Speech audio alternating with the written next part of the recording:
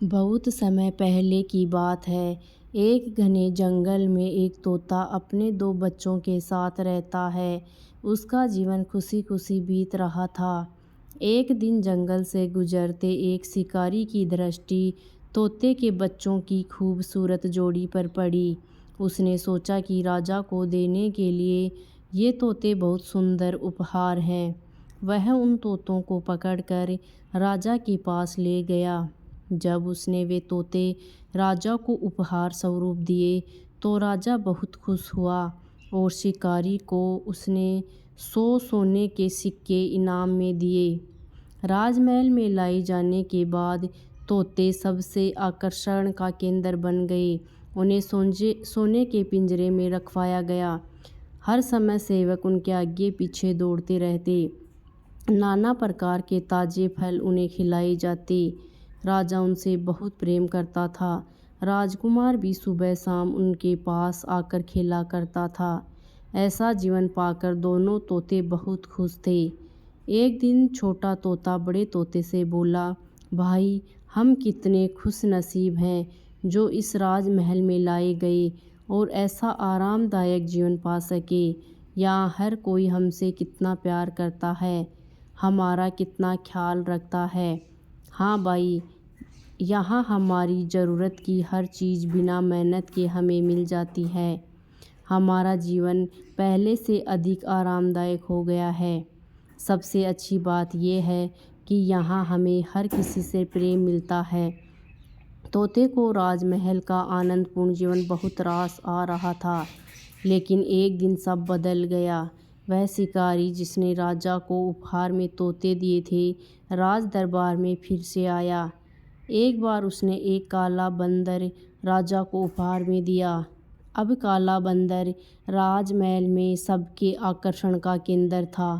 सारे सेवक उसकी देखरेख में लग गए।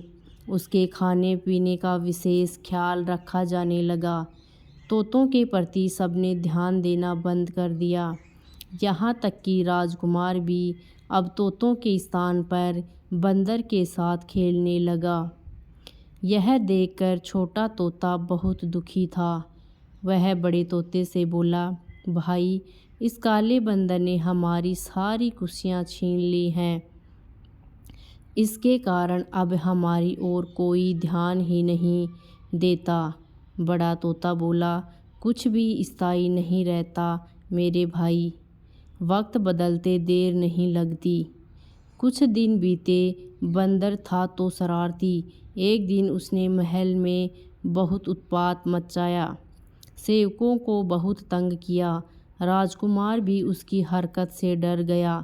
राजा को जब बंदर की कारस्तानी पता चली तो उसने उसे जंगल में छोड़ आने का आदेश दे दिया। आदेश का पालन कर बंदर को जंगल में छोड़ दिया गया। उस दिन के बाद से तोते फिर से महल में सबके आकर्षण का केंद्र बन गए। अब छोटा तोता बहुत खुश था। वह बड़े तोते से बोला, हमारे दिन फिर से वापस आ गए भाई। बड़ा तोता बोला, याद रखो मेरे भाई, समय कभी एक जैसा नहीं रहता। इसलिए जब समय साथ न दे तो दुखी नहीं होना चाहिए। बुरा समय है तो अच्छा समय भी आएगा। छोटे तोते को बड़े तोते की बात समझ में आ गई और उसने तय किया कि बुरे वक्त में वह धैर्य बनाकर रखेगा।